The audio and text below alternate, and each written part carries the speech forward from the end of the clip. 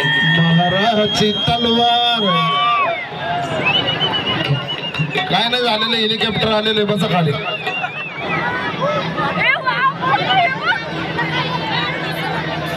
काही झालेलं नाही, हेलिकॉप्टर आले काय बघायचं त्याला.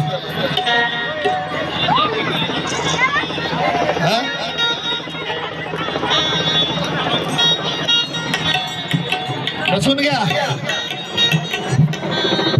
ते ज्यांना हेलिकॉप्टर मधून अभिवादन करायला आलेले आपण त्यांचे वंशज आहे.